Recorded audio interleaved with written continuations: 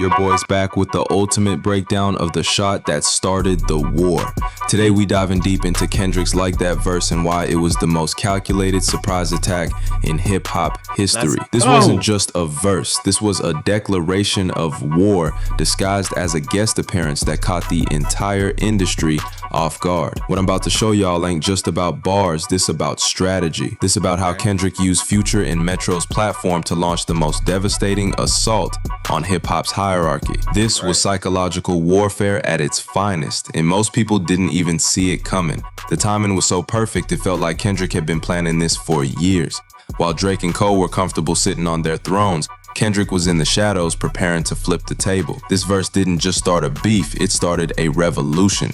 By the time we done here, you gonna understand why this surprise attack was more effective than any solo release could have been, why the culture was starving for this moment, and why Kendrick's strategic genius made this the perfect opening move in hip-hop's greatest war. The reason this timing was so perfect is because nobody expected Kendrick to make his move on somebody else's album. When you drop your own track, people see it coming. But when you show up as a guest and declare war, that's some next level strategy. Appearing on Future and Metro's album gave Kendrick the element of surprise that you can't get with a solo release. People were expecting a regular collaboration, but instead, they got a nuclear bomb. The shock value was incredible. Ooh, this be crazy. These niggas talking out of their neck. Kendrick! Oh my goodness! Kendrick! Oh my god, Kendrick Lamar, holy guacamole. Hey! These niggas talking out of their neck. Don't put no coffin.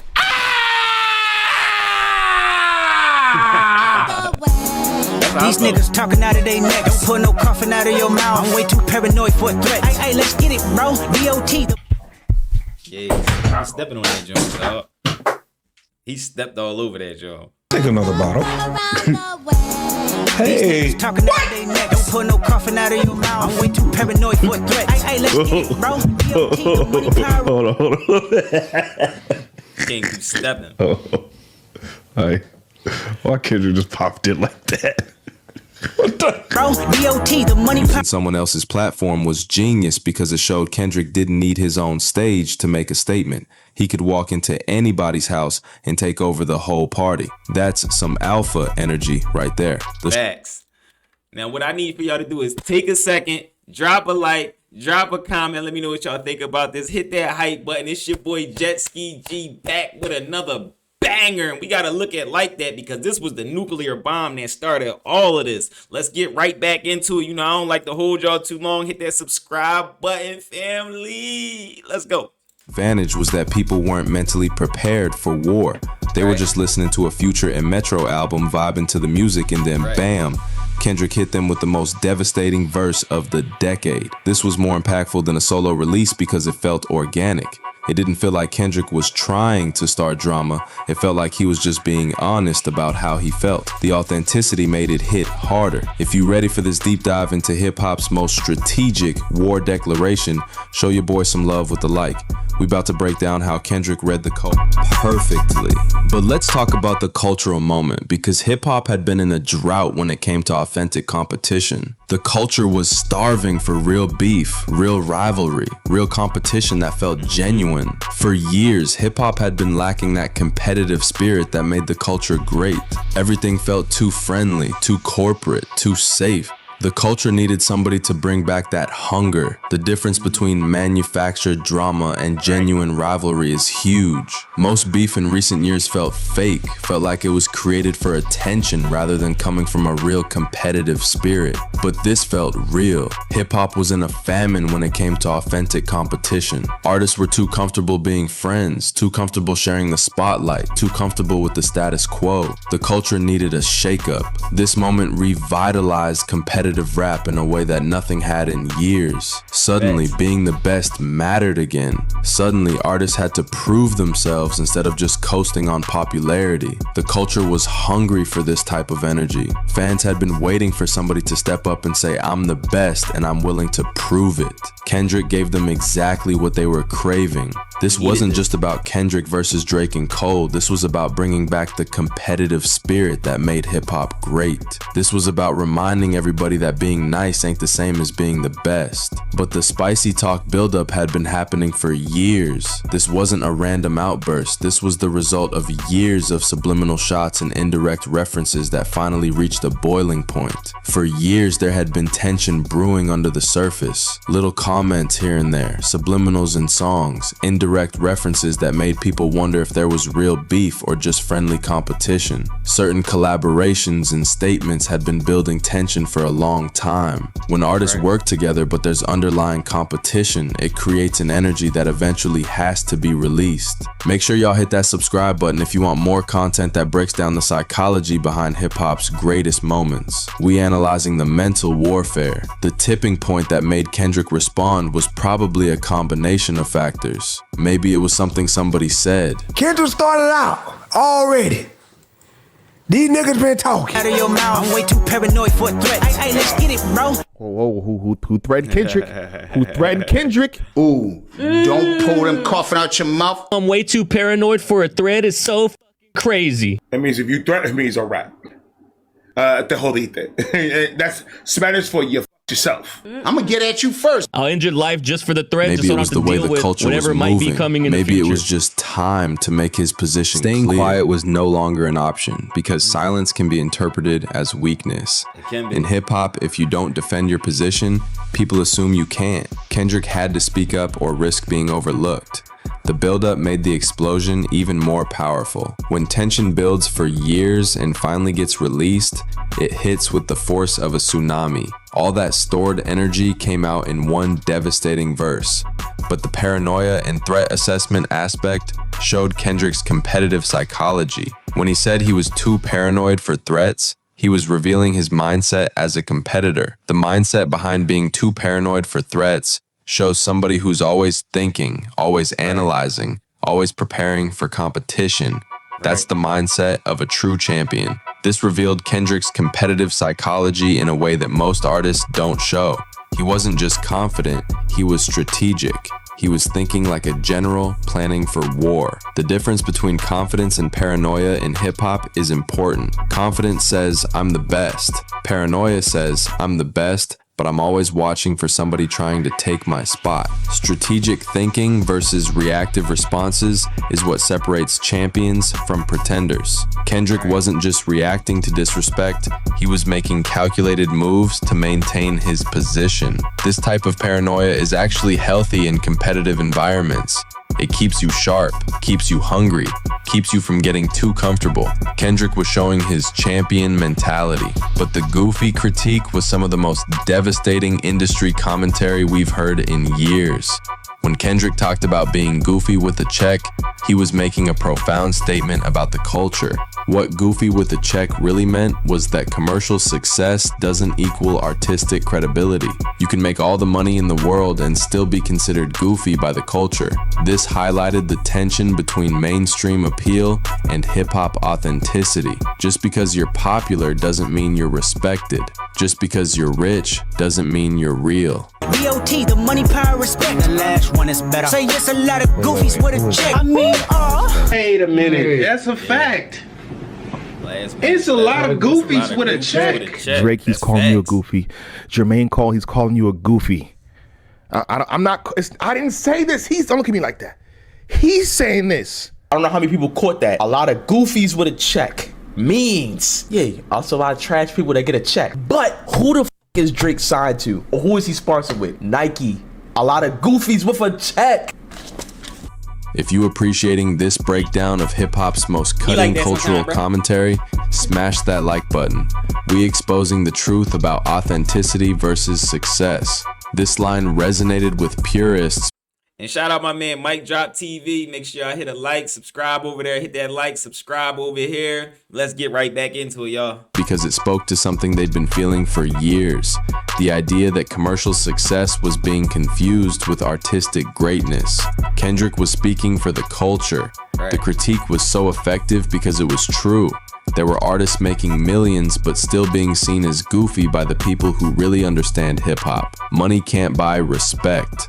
This was Kendrick's way of saying that the culture still matters more than the commerce, that being real still matters more than being rich, that authenticity still trumps popularity. But the alliance analysis was equally devastating. Kendrick's commentary on clicking up versus authenticity exposed some uncomfort. It's clicking up, but may not be legit, no 40 water, tell them. Yeah. He stepped on that joint. They clicking up, bro. Who clicking up? Kenny? Yeah. Kendrick, I see that. I see what y'all doing over there. He talking about them.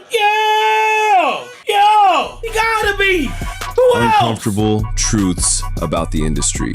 How certain partnerships were viewed by the culture was important. Some collaborations felt genuine, while others felt like strategic business moves. The culture can tell the difference. The difference between genuine collaboration and strategic alliances is huge. Real collaborations come from mutual respect and shared vision. Who told you that? Who gave you that piece of information? Strategic alliances come from business calculations. Why some connections lack authenticity in hip-hop is because they're based on convenience rather than genuine relationships. When partnerships feel forced, the culture rejects them. The importance of organic relationships in the culture can't be overstated. Hip-hop has always valued real connections over fake ones. The culture can sense when something is authentic. Kendrick was basically saying that some of these alliances weren't based on real friendship or mutual respect, but on strategic positioning, and the culture was starting to see through it. But the Big Three rejection was where Kendrick really destroyed the established hierarchy. This was him saying, "I don't want to share the throne, I want to sit on it alone." I still got PTSD. Motherfuck the Big Three. Nigga, it's just big me.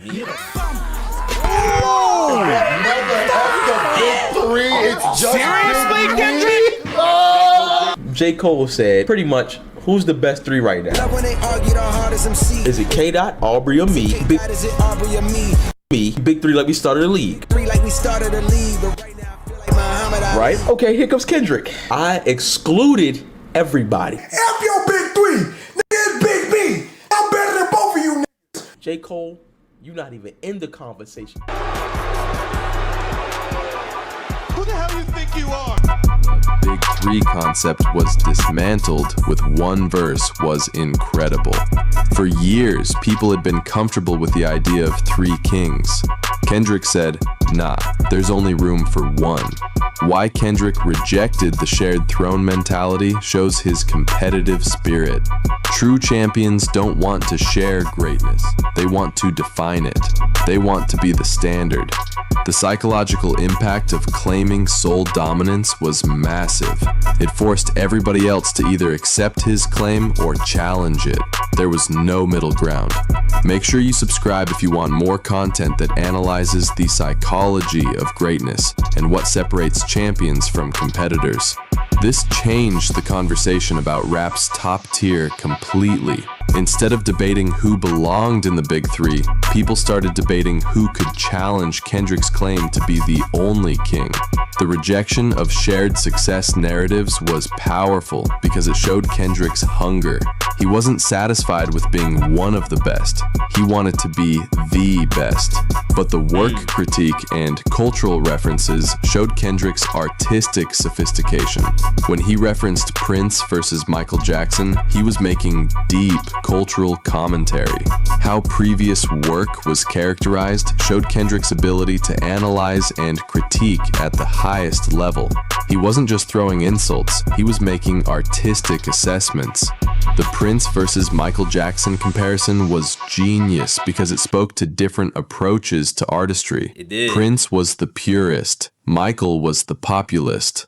Both were great, but in different ways. The cultural significance of these references in hip-hop context was profound. Kendrick was connecting current debates to historical discussions about artistry versus popularity. How these comparisons elevated the artistic discussion was beautiful.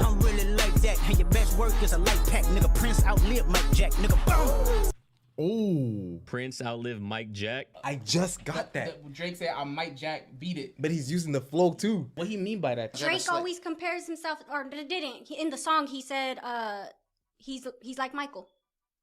Oh, so Drake think he Michael now, just because he light-skinned in his shit. Think about it. Drake is the Michael Jackson. Big numbers to the Prince is the artist. Kendrick. He's saying Prince outlived Mike Jack. Prince was the real artist. That is factual. How these comparisons elevated the artistic discussion was beautiful. Instead of just talking about who was better, Kendrick was talking about different philosophies of greatness. These references showed Kendrick's depth as a cultural commentator. He wasn't just a rapper, he was a scholar of music and culture. His intelligence was on full display. But the wordplay mastery and war connection showed why Kendrick is considered the most skilled lyricist of his generation. The technical brilliance was incredible. The layered wordplay demonstrated lyrical superiority in ways that most people didn't even catch on first listen. Kendrick was operating on multiple levels simultaneously. How clever returns demonstrated rap skill was important because it showed that Kendrick wasn't just talking, he was proving his superiority through technical excellence. The connection between Like That and later responses showed that this verse was just the beginning. Kendrick was laying the foundation for everything that would follow. If you think this breakdown exposed the genius behind hip-hop's greatest war declaration, drop a comment and let me know which aspect impressed you most. And don't forget to subscribe for more content that analyzes the strategy behind the culture. Let me take a second and vibe with y'all. I'm gonna need y'all to hit that like and that hype button real quick before y'all dip out. It costs y'all nothing, but it helps the channel a ton. And shout out to Mic Drop TV. This was another banger. Now with Like That, and Kendrick did this to Big Sean. He effectively ended Big Sean's career back in the day and so many other people's career. He actually did the same thing on Like That, which is a great strategic move. Like, do you have a big album with a huge budget? Okay, cool. I'm gonna drop a bomb on there and make you and your record label promote my bomb. Now, your album is actually almost my album at this point. You get what I'm saying? We never trust you. Like, we don't trust you. It was more about Like That than anything. Big Sean's album, I don't even remember Big Sean, the name of the album. I just know Control was more of the album than anything. Kendrick is very strategic in the way that he goes about things. And actually, and I was saying this throughout the whole Drake and Kendrick beef, that how Kendrick went about beating Drake at chess was one of the most beautiful things that I've seen in hip hop, because a lot of people, they got in there with him and they might have battled him, but they couldn't beat him at chess. Like Pusha T, he beat him at the battle, but couldn't beat him at chess. Like Drake started doing chess moves. He went to his label and said, well, I ain't going to drop unless y'all tell him to stop doing X, Y, and Z, and maybe even push some of his music back or put his music on the shelf. And they had to do it. That was a chess move for playing with him, right? But with Kendrick, he aligned the stars. He got with Jay-Z. He got with Taylor Swift. Taylor Swift was a pivotal piece in Kendrick's monopoly, because with Taylor Swift, they're all three of them on the same label, but Taylor Swift is bigger than Drake. So Kendrick's like, well, how can I get the label to shift how they're seeing things to how I want it to? I'm going to make Taylor be on my side and get her to speak for me also. So the label's getting all these ears saying, all right, you got Jay-Z on your side, you got Taylor Swift on your side, you got TDE on your side, you got the West Coast on your side. You saying you about to drop a bomb and you need the promotion to do it. It was all a strategic bomb to take the throne. And he did it at a time when Drake's album deal was up and Drake was kind of teetering. Because if you remember about a year and a half ago, Drake was saying, I don't know if I'm going to re-sign with Republic. I don't know if I'm going to re-sign with Universal. I don't know if I'm going to do it. And it came at a time when Kendrick was saying, well, he don't even know if he's going to be back on the label. Your mom will put these dollars behind me. And the label sat and listened to him. And that's where the lawsuit actually came from. That's why Drake was actually mad. Because Drake was saying that, hey, just because I didn't re-sign with you guys devalued my dollar, meaning I was this big super mega star and you devalued me to build him up because I wouldn't re-sign with you.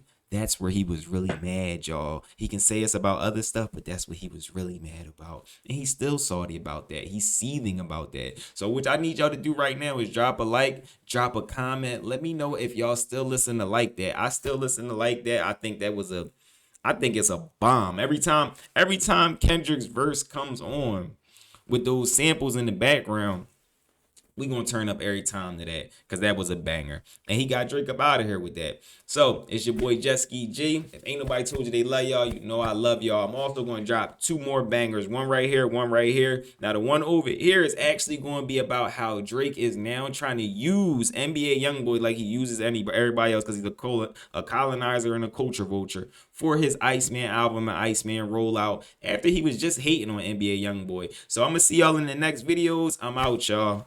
Dude.